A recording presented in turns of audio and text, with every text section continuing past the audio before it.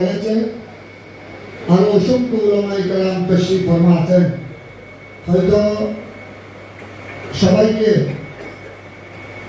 Conference আয়োজক committee সুযোগ দিতে পারবেন না, কারণ যেহেতু উলামায়ে কেরামের উপস্থিতি অনেক বেশি এবং বিশাল। আমি শুধু একটি আবেদন পেশ করব, এখানে আয়োজক আলহার শের মিলাদ কনফারেন্সের আয়োজনের পিছনে যারা আছেন, বিশেষ করে আমার স্নেহের হুজুরের লখতে জিগার মৌলানা হামিদ নাইমি, কাসেম নাইমি, মৌলানা নাইমুল হক, আমার স্নেহের মৌলানা আব্দুল মালিক সহ আমি ওনাদের খেদমতে আরো যারা যারা আছেন, আমি বিনয়ের সাথে আলোচ করব। আমি তো সবৈন্য ছাত্র, শের মিলেছেন, এরা এক একজন বর্তমান সময়ের আলেম কুলশিমণি। আমাদের আঞ্জুমান রিসার্চ সেন্টারের মহাপরিচালক আল্লামা এম এ মান্নান সাহেব এখন যিনি বক্তব্য রেখেছেন, মৌলানা আশরাফুজ্জামান আল কাদরি, এভাবে আমি দুই একজনের নাম বললাম, কয়জনের নাম নিতে পারবো, এরকম আরো বাসা বাসা এই দুজনের কথা বললাম। ওনারা আমার অনেক সিনিয়র, সব দিক দিয়ে, বয়সে, এলমে, ক্লাসে, তকওয়া পরহেজগারিতে। আল্লামা এম এ মান্নান আমাদের 3 বছরের সিনিয়র। মৌলানা আশরাফুজ্জামান আল কাদরি যদিও আমাকে মামা বলেন, আমি বাদিনা বলি, এটা হয়তো আমাদের কথার পরিভাষা। তিনি আমার 2 বছর সিনিয়র, আবার তিনি হাফেজে কোরআন। এখানে আছেন আমার বন্ধুবর হাফেজ সুলাইমান আনসারী। আমি একটু হাফেজ সাহেবানের নিকট দুর্বল, যেহেতু আমিও আপনাদের মতো আলাম তারা লেইলাকের হাফেজ, কারণ ওনাদেরকে আল্লাহ, ওনারা কোরআন হাদিস ফিকহ ফতোয়া কিছু পড়েছেন, ওনাদের মতো আমি 2-1 কলমা পড়েছি। কিন্তু যেহেতু আমি হাফেজে কোরআন নই, আমি আমার ছোট ভাই হাফেজ আদিলুর রহমান, তাকেও যদি যখন বয়স কম ছিল, এখন তো সে তার ছেলে মেয়েও বড় হয়েছে, আগে যখন একটু বকা দিতাম আমি আবার লজ্জিত হয়ে যেতাম, কিছুক্ষণ পরে লজ্জাবোধ করতাম যে সে আমার ছোট ভাই, বয়সে আমার ছোট, কিন্তু সে তো হাফেজে কোরআন, সে তো আমার মাথার তাজ। তাকে আল্লাহ যে নিয়ামত দিয়েছেন ওটা তো আমার কাছে নাই। সেই জন্য হাফেজে কোরআনের সামনে আমি নিজকে অত্যন্ত নগণ্য মনে করি, কারণ 30 পারা কোরআন আল্লাহ যাদের সিনার মধ্যে দান করেছেন, এটা কিন্তু মামুলি ব্যাপার নয়। আমি মৌলানা এম এ মান্নান, আশরাফুজ্জামান সাহেব, আমার সিনিয়র হিসেবে 2 জনের নাম বললাম। ওনাদের সিনিয়র যারা আছে, এরাও নয় মিশা হুজুরের সাগরি, এরাও শের মিল্লাতের সাগরি শিষ্য। এতগুলো উলামায়ে আলেম কুল শিরোমণি যিনি জন্ম দিয়েছেন, উনি শুধু মৌলানা হামিদ নাইমি, কাসেম নাইমি, মৌলানা আমাদের সাহেব, আমি যাকে দরবেশ বলি, কলিম রাজা আমার হুজুরের ছেলে, সে দরবেশ খুদা মস্ত না শরকি না গরবি, ঘর মেরা না দিল্লি না সাফাহা না সমরকন্দ। যদিও টাওয়ারে থাকলে হুজুরের বিল্ডিং এ সে আরেক দরবেশ। আপনারা তার প্রতি একটু সুদৃষ্টি দিবেন এবং তার থেকে দোয়া নিবেন। সে আমার হুজুর শের মিল্লাতের দরবেশ, তাকে আমি চুপসা বলি, চুপসা।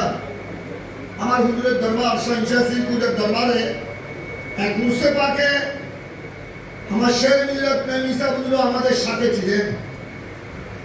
তো হুজুর আমাকে বললেন, ওসির রহমান ওটাকে চিনো? তখন আমার হুজুর গৌসুজ্জামান আলী রসুল তৈয়ব শাহ সাহেব কাবলার দুনিয়ার হায়াতে ছিলেন। একজন বুড়া বয়স্ক হুজুরের ওই খাস কামরায় এক কোনায় দাঁড়িয়ে আছেন, বড় সুন্দর চেহারা, চেহারা দেখতে ওলির মতো মনে হয়। ওনাকে আমি পরে পরিচয় পেলাম, হুজুর শের মিল্লাত আমাকে পরিচয় দিলেন। শ্রীপুর দরবার শরীফের কথা বলছি। ওসির রহমান ওনাকে চিনো? হয়তো উনি চুপচাপ। হুজুরটা একটু মজা করতেন, আপনারা জানেন। উনার আসল নাম হল উসমান, হাজি উসমান রাওয়ালপিন্ডির। উনি ছিলেন আল্লামা গৌসুল আজম তৈয়ব শাহ সাহেব কেবলার একনিষ্ঠ মুরিদ, মুরিদে বারাসাফা। শুধু মুরিদ নয়, আল্লামা তৈয়ব শাহ সাহেব কেবলার মুরিদের মধ্যে যারা ওলি ছিলেন তাদের মধ্যে উনি একজন। ওনাকে আমি যতবার দেখেছি শ্রীপুর দরবার শরীফে, উনি শুধু এভাবে বরাবর আদবের সাথে দাঁড়িয়ে থাকতেন এবং হুজুর গৌসুল আজম তৈয়ব শাহ সাহেব দিকে দেখে থাকতেন। কোনো আওয়াজ ছিল না। হুজুর আমাকে বললে হয়তো উনি চুপচাপ, হয়তো উনি এমনি চুপ থাকেন, ওনাকে চিনো তুমি? হয়তো উনি তৈয়ব শাহ সাহেব কেবলার নজরে উনি বেলায়েতের মকাম অতিক্রম করেছেন। তো আমি হুজুরের আওলাদ এবং শের মিল্লাত কনফারেন্সের যারা আয়োজক, ওনাদের খেদমতে আমি একটি আরজ করব। আল্লামা নঈমি, যেখানে ওই দিন আমি দেখলাম আরবি কনভেনশনের মধ্যে হজ গ্রুপের হাজিদের সম্বর্ধনার জন্য, হাজিদের দোয়ার জন্য যদি এত বড় বড় আয়োজন করা হয়, আমি কয়েকটা আয়োজনে গেলাম, আমার অনেকে এখানে ছিলেন। ওখানে হজের ব্যবস্থাপনায় তার আগে আরেকটিতে যদি হাজিদের দোয়ার জন্য যদি ওনারা এত বড় বড় আয়োজন করতে পারেন, শেরে মিল্লাত, এটা ঠিক আছে। আমাদের হামজারবাগ সেন্টার হল, ওনারা আমাদের আপন মানুষ, জামিয়ার পাশেই হল, ঠিক আছে এটা। কিন্তু শেরে মিল্লাতকে আমরা, শেরে মিল্লাতকে শুধু এই মানুষের মধ্যে তুলে ধরলে হবে না। আরে শেরে মিল্লাত একটা জাহান। শেরে মিল্লাত তো শুধু আরে কর্ণভূমি নয়, শেরে মিল্লাত তো বঙ্গোপসাগর নয়, শেরে মিল্লাত তো আটলান্টিক মহাসাগর। সুতরাং আমি আরজ করব এর সাথে, যিনি উনি শুধু মৌলানা আহমেদ, মৌলানা কাসেম কলিম দরবেশের পিতা নয়, তিনি তো হাজার নয়, আমার দৃষ্টিতে লক্ষ লক্ষ আলেম কুলসির উনিদের পিতা। মানুষে জন্ম দেয়, ব্যারিস্টার, লয়ার, মিনিস্টার, মন্ত্রী জন্ম দিয়ে যায়। আল্লামা শেরে মিল্লাত লক্ষ লক্ষ ওলি দরবেশ জমানার মুহাক্কিক আলেম জন্ম দিয়ে গেছে। তো সুতরাং আমি আবেদন জানাবো, আগামীতে শেরে মিল্লাত কনফারেন্সকে আমরা আরো বড় পরিসরে দেখতে চাই। আপনারা কি রাজি আছেন? শেরে মিল্লাতকে আমরা কমপক্ষে চট্টগ্রামে যদি করা হয়, চট্টগ্রামে আমার হুজুর জালালুল মিল্লাত ওয়াদ দ্বীন প্রিন্সিপাল জালালউদ্দিন আল কাদেরী উস্তাদগণের কদমে কোটি কোটি শ্রদ্ধা জানাই। আমি দেখতাম আমাদের আঞ্জুমানে রহমানি আহমদিয়া সুন্নিয়াত ট্রাস্টের সেক্রেটারি জেনারেল, আমার পরম শ্রদ্ধেয় জনাবে আলহাজ মোহাম্মদ হুসাইন সাহেব, উনি আমার শেরে মিল্লাতকে ঠাকুর একটা ঠাকুর ওনার চাষা হুজুরও এখানে বাইকুত হুজুর ঠাকুর চাষা বাইকুতের পরিচয় আজকে দিলাম দে চাষা কনফারেন্স সমিতি ভরিনি বাইকুতে লুবাই যে বাইকুত ভরিব বুঝল। রক্তর বাইকুত তো না, অন্তরের বাইকুত হইলে ঈদের দাম বহুত বেশি। অন্তরের বাইকুত ওনারা মোবারকবাদ জানান, ওনারা আর হুজুরের ছাত্র, আর একটা গোড়া দিন বইটা দরকার, কিন্তু আর বইটাই না পারি। ওনারা বোধকে সুন্দর আজকে বোধকে খতমে হানাকা শরীফ, খতমে কোরআন, খতমে সহিহ বুখারী, খতমে মজমুয়ে সালাওয়াত রাসূলুল্লাহ রাসিলেন, এটা শুরু থেকে বলি শেষ পর্যন্ত অনুরোধ আসা আসা শেরে মিল্লাত রুহানি সত্তা। বুঝলেন না? সুতরাং আমি আরজ করব, আরে যে শেরে মিল্লাতের প্রোডাকশন বিভিন্ন বড় বড় মিল ফ্যাক্টরি থেকে অনেক কিছু, স্টিল মিল থেকে স্টিল বের হয়। শেরে মিল্লাত শুধু স্টিল মিল নয়, জুট মিল নয়, শেরে মিল্লাত তো হাজার হাজার লক্ষ লক্ষ আলেমের জনক। সুতরাং আমি আরজ করব শেরে মিল্লাত কনফারেন্সের আয়োজকদের প্রতি, ওনাদের প্রতি আমি গভীর শ্রদ্ধা করি, শ্রদ্ধার সাথে স্মরণ করছি। ওনারা আমাদেরকে সুন্দর শেরে মিল্লাত কনফারেন্স উপহার দিচ্ছেন 6 বছর ধরে। আগামীতে আমি আরো বড় পরিসরে, আরো ব্যাপক পরিসরে আমি এই শের মিল্লাত কনফারেন্স যেন আমরা জাতির সামনে উপস্থাপন করতে পারি এই নিবেদনটুকু রাখছি। সাথে সাথে গুজারিশ করব, আমরা শুধু এখানে শের মিল্লাত কনফারেন্সে আসলাম, এখান থেকে কিছু শুনে চলে গেলাম তবরুক নিয়ে, এখান থেকে কিছু আমাদেরকে ওই আমার হুজুর পীর বাঙ্গাল পীর সাহেবের শাহজাহান কেবলা শ্রীপুর দরবার শরীফে আমি হুজুরের ভিডিও দেখলাম, কুতুবুল আউলিয়া সৈয়দ আহমদ শাহ শ্রীপুরি রহমতুল্লাহ আলাইহির মুস্তাফাকে হুজুর উর্দুতে বললেন যে মুস্তাফার মানে মাহফিলে আসলাম, কিছু বয়ান শুনলাম, একটু কিছু খানা পিনা তবরুক এটা নয়, ওদের এখানে আসতে হবে।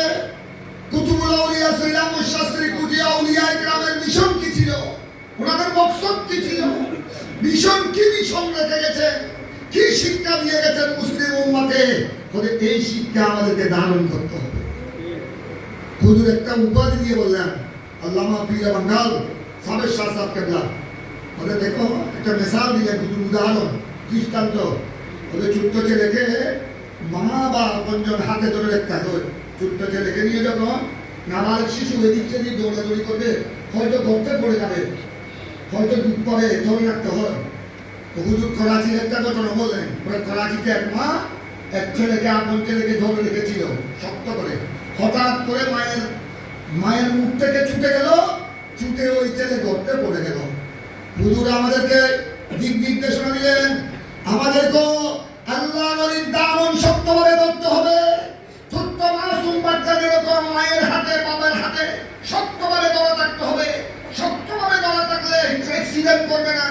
আমরা যদি ঈমানের পরীক্ষায় যদি উত্তীর্ণ হতে চাই, ঈমান নিয়ে যদি কবরে যেতে চাই, ঈমান নিয়ে যদি কিয়ামতের ময়দানে আল্লাহ রাসূলের দরবারে হাজির থাকতে চাই, আওলাদ রাসূলের দামন, আল্লাহর ওলির দামন, হক্কানি ওলির দামন শক্তভাবে ধরতে হবে। ঠিক, ওনাদের মিশনকে এগিয়ে নিতে হবে, ওনাদের শিক্ষা গ্রহণ করতে হবে। তাই আমি আবেদন জানাবো বর্তমান আমাদের ছাত্রদের প্রতি, হাদিসে পাকে রয়েছে বলহুমা লা ইয়াশবাহান, দুই নবী, দুনিয়াতে অনেক নবী আছে, আপনি অনেকে আছে খানান নবী। আমার এক বন্ধু ছিলেন মৌলানা আব্দুল হক জিন্দেগি, আল্লাহ ওনার দরজাতকে আল্লাহ বুলন্দ করুন, অত্যন্ত আল্লাহওয়ালা সোজা ভদ্র, ইন্তেকাল করেছেন। উনি কিন্তু খানার জন্য পাগল ছিলেন, খানা খেতে পারা, খানা হজম করা এটাও কম বাহাদুরি নয়, এটাও কিন্তু কম বাহাদুরি নয়।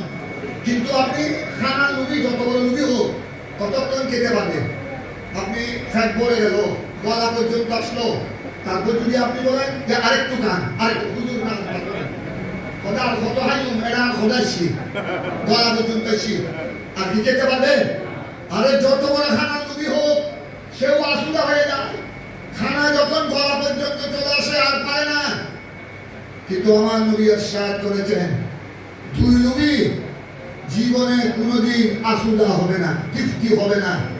একজন হলেন এলমের নবী, এলমে দ্বীনের নবী তালিবুল ইলম, আরেকজন হলেন তালিবুদ দুনিয়া।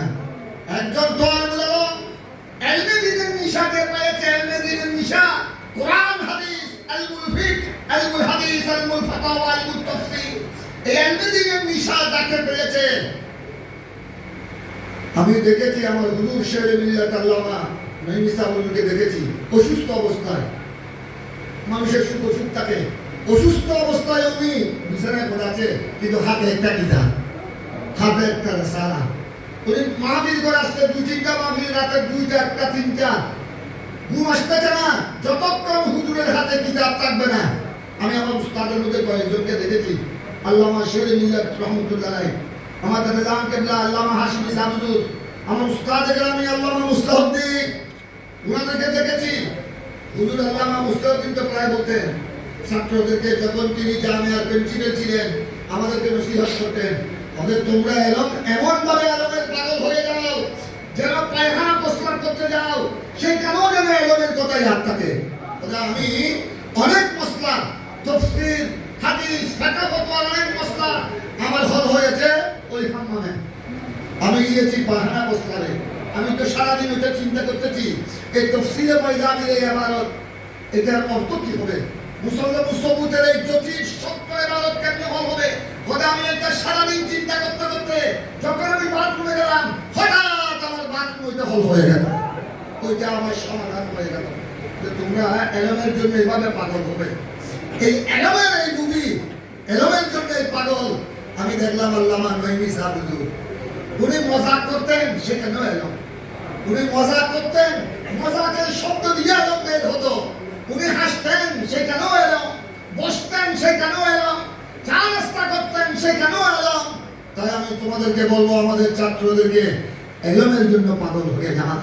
সত্যিকার এলমের জন্য যদি পাগল হয়ে যাও, এলমের পাগল হতে হতে একদিন তুমি আল্লাহ রাসূলের পাগল হয়ে যাবে। সুবহানাল্লাহ। এই কথা বলে আমি আরেকজন বললাম, দুনিয়ার নবী, দুনিয়ার নবী সে আসুদা হবে না, লা ইয়াস বাবা না। আরেকজন দুনিয়ার নবী, ওদিন একজনকে জিজ্ঞাসা করলাম, 1000 কোটি টাকার মালিক, আমাদের পরিচয়, নাম বললে আপনারা চিনবেন, 1000 কোটি টাকার মালিক। তারপরে সে আরো 1000 কোটি টাকার মালিক কেমনে হবে? রাত দিন শুধু। আমি বললাম, বাজান আপনার ছেলে নিয়ে গেলেন, কত বলতে ফোন হয় মানিও নেন, কত শুধু অনেক করে আছে, মনে মনে করতে আমার করে গেলে তা ঠিক করে হতে। তুমি এই দুনিয়ার খালে দুনিয়া, তার আসুদা হবে না, সে আসুদা হবে না। দুনিয়ার লোক যার কাছে ঢুকেছে, সে আসুদা হবে না। যতক্ষণ ঢুকেছে, ছেলেও নাই, মেয়ে নাই, এখানে কথা হবে না। 1000 কোটি দিয়ে উঠাবে তখন তার বলো সে শুধু দুনিয়া দুনিয়া দুনিয়া দুনিয়া। তোমরা দুনিয়ার লোভী হবে না, এলমের লোভী হয়ে যাও, এলমের পাগল হয়ে যাও, এলমে দ্বীনের পাগল হয়ে যাও। কেবে আল খোদারা নশনা, এলমে দ্বীন ছাড়া, সত্যিকার এলমে দ্বীন ছাড়া তুমি আল্লাহকে চিনবে না, আমার রাসূল পর্যন্ত পৌঁছতে পারবে না, সত্যিকার আউলিয়ায়ে কেরাম পর্যন্ত পৌঁছতে পারবে না। ধন্যবাদ আয়োজকদেরকে, ধন্যবাদ। আপনারা বৃষ্টির মৌসুমে এসেছেন, শেরে মিলাদ কনফারেন্সকে আলোকিত করেছেন। সবাইকে ধন্যবাদ জানিয়ে আমার কথা শেষ করছি। আসসালামু আলাইকুম ওয়া রাহমাতুল্লাহি ওয়া বারাকাতুহু। আমাদের অনুষ্ঠানের সমাপন এখন অতি সংক্ষেপে বক্তব্য রাখছেন।